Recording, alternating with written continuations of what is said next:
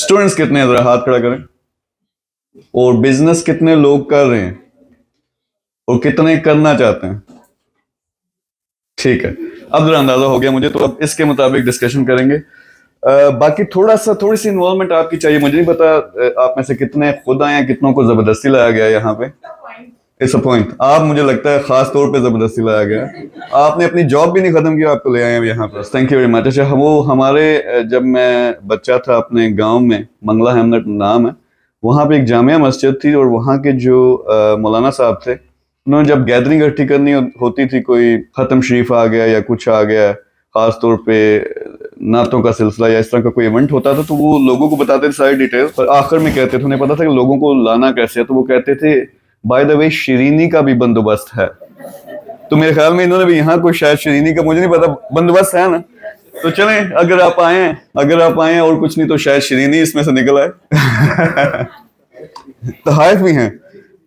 बड़ा पैसा लाया इन्होंने, पता नहीं कितों लाया गया मैंने नहीं लगाया। अच्छा, ये मेरा स्टाइल है। ये मेरा स्टाइल है और इसमें देखें, जब आप रिलैक्स होते हैं, दिल की बात करते हैं, और मैंने करनी है दिल की बात। कईयों को यकीन आएगा, कईयों को शायद यकीन ना आए, और यही मैं चाहूंगा कि आपसे दिल की बात हो। तो बहुत इंतजार किया है।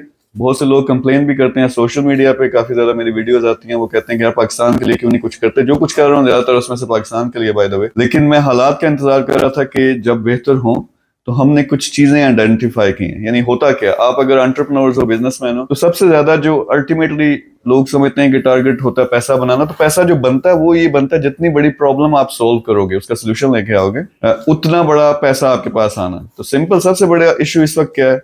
अभी मैं आपने देखा होगा मोबाइल पे लगा हुआ था, तो वो मैं नॉर्मली इस तरह की चीजें नहीं करता, कुछ रीड कर रहा था, पढ़ के मैं रहा था कि इंडियन जो एक्सपोर्ट्स है आईटी की, यानी वो जो अपनी सर्विसेज देते हैं, $200 बिलियन टच कर रहे हैं पर ईयर। पाकिस्तान की कितनी है, किसी को पता? अच्छा, लगभग $1 बिलियन है। लगभग $1 बिलियन लास्ट ईयर की रिपोर्ट है। सो आबादी के मुताबिक भी और टैलेंट के मुताबिक तो इंडिया से भी ज्यादा होना चाहिए, लेकिन आबादी के मुताबिक मेरे ख्याल में कम से कम $50 बिलियन होना चाहिए। लेकिन ये कैसे होगा? इस तरह की कोई चीज मैं पकड़ता हूँ, उस पर सोचता हूँ, अपने टीम को बिठाता हूँ, डॉक्टर्स हैं सारे, PhDs की हुई हैं, फिर नेटवर्क में लोग हैं हर किस्म के, हर नेशनलिटी के, तो फिर प्लान करते हैं कि उसको कैसे लेके चलना है। तो जो डॉक्टर साहब ने भी बताया कि एक जो प्रोजेक्ट यहाँ पे लेके आए हैं, वो सिंपल ये है कि इनेबल करना है यूथ को। लेकिन कैसे करना, इनेबल कैसे करें? यानी मैंने यहाँ की मोटिवेशनल तकरीर झाड़ दी, आपने शीरीनी खाई, उसके बाद आप लोगों को टाइम मिला या नहीं मिला, आज मोटिवेट हो गए, कल परसों चौथे दिन मोटिवेशन नहीं रहते। तो कोई प्रैक्टिकल स्टेप हो। और प्रैक्टिकल स्टेप मैंने क्या देखा कि एजुकेशन सिस्टम जो हमारा है वो ब्रोकन है। ब्रोकन इन अ सेंस, मैं क्रिटिसाइज उस सेंस में नहीं करता कि यूनिवर्सिटीज और स्कूल्स जो हैं, लेकिन मेरे ख्याल में एक जो खास एलिमेंट मिसिंग है उसका, वो है कि यार अपने पैरों पे खड़ा करना नौजवान को, स्टूडेंट को, उस पे आप क्यों नहीं बात करते? यानी करते क्या है, घुमा फिरा के जब बच्चा स्कूल में दाखिल होता है, पेरेंट्स का यही होता है ना कि ये पढ़ेगा लिखेगा, आखिर में नौकरी करेगा या बिजनेस करेगा, कमाएगा। लेकिन कभी आपने देखा कि 16 साल की वो अगर मास्टर्स होती है यहाँ पे, किसी ने कमाई का नाम भी लिया हो? सो ये जो चीज है ये ऐड करना, यानी उनको जिंदगी का भी बताएं, उनको तौर तरीके भी सिखाएं, अपना कल्चर भी सिखाएं, उनको अच्छा इंसान भी बनाएं, और साथ में सिखाएं भाई कमाना कैसे है। और कमाने का फिर दोनों एलिमेंट्स, मेरा ये मानना है कि 100 में से 5 बंदे होते हैं जो बिजनेस का इंटरेस्ट उनको होता है और उनमें कैपेबिलिटी अल्लाह ने स्किल दी होती है। लेकिन मसला ये है कि हम 100 के 100 को नौकरी सिखा रहे हैं, और जब आप नौकरी सिखाओगे, क्योंकि उन 5 ने बिजनेसेस करने होते हैं और 95 ने फिर जॉब लेनी होती है उनसे, तो वो सिस्टम यहाँ से ये ब्रोकन है कि बिजनेस की तो हम बिल्कुल बात नहीं करते।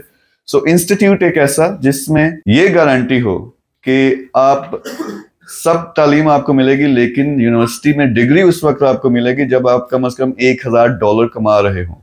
यानी उसके अंदर ही वो आपको स्किल सिखा रहे। जैसा मैंने अभी कहा कि आईटी की एक्सपोर्ट्स है, उसमें फ्रीलांसिंग है, उसमें बेशुमार चीजें हैं, उसमें ई कॉमर्स है, यानी 100 डिफरेंट कम से कम जो है फील्ड्स हैं जिसमें आप सीख के, आजकल देखें, आप देखते होंगे चैट GPT इस तरह की चीजें इस्तेमाल करते हैं, AI की तरफ दुनिया जा रही है। तो नौजवान को वो सारी स्किल सिखाना, लेकिन ऐसी प्रैक्टिकल स्किल्स जिसको वो मोनेटाइज कर सके विद इन मंथ्स।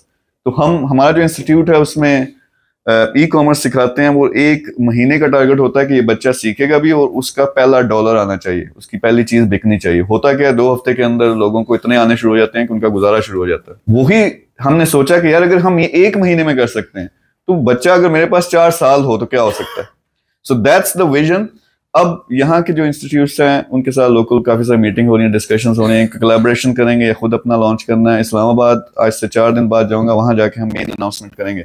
लेकिन I need people who can work with me, I need institutions, I need first of all youth कि यार इंटरेस्टेड भी हो या नहीं, हाल टिकटॉक करनी चाहिए या कोई काम ही करना है। दूसरी जो चीज देखी, और यहाँ पाकिस्तान जिंदाबाद, पाकिस्तान के लिहाज से इमोशन, इसी तरह की कुछ बात हो रही थी चेंबर ऑफ कॉमर्स में, वो प्रॉपर जो है ना गुड़े हुए हैं बिजनेसमैन। तो वो जो पाकिस्तानियत की बात थी, पाकिस्तान जिंदाबाद, वो उसने असर नहीं इतना किया मेरा में, यहाँ थोड़ा ज्यादा असर कर रही है वो चीज। उन्होंने कहा सीधी सीधी बिजनेस की गल करो कि कितने लड़ना जाए तो कितना कमाना जाए। लेकिन जो मैं कहता हूँ कि आपको एक पेन पॉइंट एक आपको देखना पड़ता है कि यार मसला क्या है, बड़ा इशू, जितना बड़ा इशू उसको रिजॉल्व करोगे उतने ज्यादा पैसे आने हैं और इकोनॉमी में आने हैं अल्टीमेटली। एक चीज हमने नोट की कि दुबई के अंदर फर्ज करें जो सबसे ज्यादा पॉपुलेशन है इंडियन है या पाकिस्तानी है, और उसमें सबसे बड़ा जो लेबर तबका है वो पाकिस्तानियों का। ये लेबर तबका 2000-3000 दिरहम कमा रहा है, खुद भी उसने अपना गुजारा करना है, किराया भी देना है जहां वो रह रहा है, फिर पैसे बचा के वापस अम्मा जी को भी भेजने हैं, 4-5 बहन भाई हैं, उसने घर भी चलाना है, उस बेचारे के पास कुछ नहीं बचता। अब उसका मुस्तकबिल क्या है कि वो 25-30 साल वहां करेगा जॉब, ये वाली लेबर, और उसके बाद जब उसने रिटायर होना है उससे नेशनलिटी नहीं मिलनी, लेकिन वापस आएगा तो घर भी नहीं होगा क्योंकि इतना पैसा कभी बचा ही नहीं। तो ये था पेन पॉइंट कि यार वो अगर 70-80 लाख बंदा इस तरह का पाकिस्तानी ओवरसाइज वो काम कर रहा है, मेहनत कर रहा है, उनके लिए कुछ नहीं है। सोसाइटियां तो यहाँ बनी हुई है माशाल्लाह बहुत जबरदस्त, आप बैरिया देखें, डिफेंस देखें, जो 100 से ज्यादा डिफरेंट इस तरह के ब्रांड्स हैं, लेकिन वो थोड़ा सा बजट से आउट हो जाता। तो उस पर हमने सोचा तो 3 लाख सालाना घर चाहिए सिर्फ ओवरसीज जो पाकिस्तानीज हैं उनको। फिर अगर आप पाकिस्तान की अपनी आप रिक्वायरमेंट देखें ये हाउसिंग की, सो इट्स इन मिलियंस। तो वहां से हम प्रोसेस स्टार्ट कर रहे हैं कि ऐसे हम अफोर्डेबल हाउसिंग लेकिन इको स्मार्ट, जिसमें वो फ्यूचर प्रूफ हो और पावर के लिहाज से वो नेट जीरो, जो आपको पता है कि आजकल टर्म्स चलती हैं, लेकिन अफोर्डेबल हो। और वो फिर बैंक्स के साथ, डिफरेंट ऑर्गेनाइजेशंस के साथ हम जॉइंट वेंचर्स कर रहे हैं, वहां जिस कंपनी में वो पाकिस्तानी काम कर रहा है उनके साथ, कि तनख्वाह का एक छोटा सा हिस्सा इस मद में आए ताकि उसको अपनी जेब से ना देना पड़े। तो इस तरह के अरेंजमेंट्स कर रहे हैं। तो ये एक सेकंड प्रोजेक्ट है। फिर दूसरी चीज, आई बिलीव एक तरफ तो मेरे पास एक्सपर्ट्स हैं सैकड़ों जो दे मेक श्योर कि हम एक एक ग्राफ हमारा सेट जा रहा है, हम ऊपर जा रहे हैं। दूसरी तरफ थोड़ा सा इमोशनल बंदा भी हूँ, उस सेंस में थोड़ी सी जज्बाती बातें और विजन वाली बातें भी कर जाता हूँ। फॉर एग्जांपल, आई बिलीव कि यहाँ जो हम सारे लोग बैठे हुए हैं, सिर्फ हम, पूरा पाकिस्तान नहीं, सिर्फ हम अगर अच्छे तरीके से मिल के काम स्टार्ट कर दें तो पाकिस्तान को बदल सकते हैं। अब इस किस्म की चीज मुझे नहीं पता आप में खुद कितना बिलीफ है। आज से समटाइम्स मैं क्लेम करता हूँ कि यार मुझे 10 बंदे दे दो अच्छे एंटरप्रेन्योर्स, टाइकून्स टाइप, और वो हम बदल देंगे, 1 साल में पाकिस्तान को बदल देंगे। बड़ी बातें लगती हैं कैसे। यहाँ पे टैलेंट बैठा हुआ यूथ, जो मेरा मानना है पाकिस्तानी यूथ सबसे ज्यादा दुनिया में टैलेंटेड है, लेकिन अभी ध्यान है कहीं और। अभी है टिकटॉक पे, अभी ये जो इस तरह की चीजें हैं, मीम्स बनाने पे, क्योंकि डायरेक्शन नहीं है। वो डायरेक्शन हमने देनी है। दूसरी तरफ हमारे पास यहाँ आई बिलीव ऐसे ऐसे प्रोजेक्ट्स होंगे जिनका $1 बिलियन पोटेंशियल है, लेकिन बेचारों के पास कभी पैसा नहीं होता।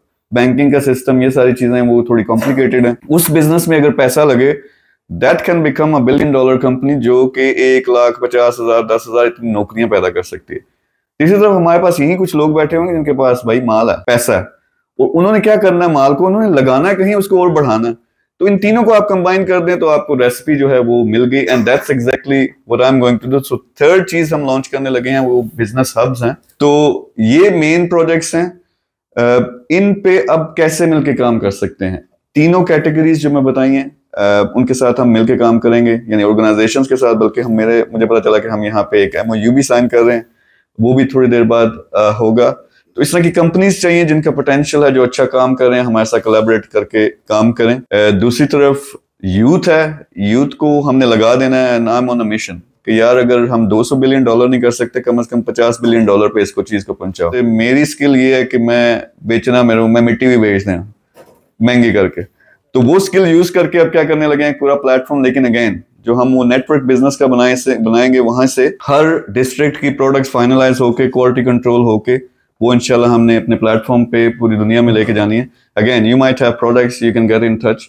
इस प्रोजेक्ट में डिफरेंट लेवल्स हैं। एक टॉप लेवल पे मुझे वो लोग चाहिए जिनके साथ मैं कोलैबोरेशंस कर सकूं। अगर मैं पैसा लगा रहा हूँ वो भी लगाएं। हम इंस्टीट्यूट यहाँ लाहौर में बनाते हैं, इस्लामाबाद में बनाते हैं, ऑफिस बनाते हैं, मिलके काम करें, क्योंकि वो जो बिलियंस आने हैं थोड़ा सा मुझे भी मिलना, ठीक है, तो उनको भी मिलेगा, आपको भी मिलेगा, तो सब जो है ना राजी खुशी रहने लगेंगे। अच्छा, उसमें जो मैं बात कर रहा था कि होता ये कि नारे लगाते हैं, यहाँ पे 3-4 कार्ड्स खेले जाते हैं किसी के साथ। जो लास्ट मेरा इवेंट था उसमें किसी ने क्वेश्चन किया कि आप भी तो वो कार्ड ही को खेल रहे हैं, मैंने कहा अल्टीमेटली यह मसला ये है यहाँ का कि पूरी कौम इस वक्त बनी हुई है तजिया निगार, क्योंकि जो हमारे जो आप अगर टीवी चैनल्स पे देखें प्रोग्राम ज्यादा चलते हैं वो यही है ना कि एक पीपी का बैठा हुआ, एक पीटीआई का, एक फलाना, आपस में लड़ा दो, एंड में निकलता कुछ नहीं है।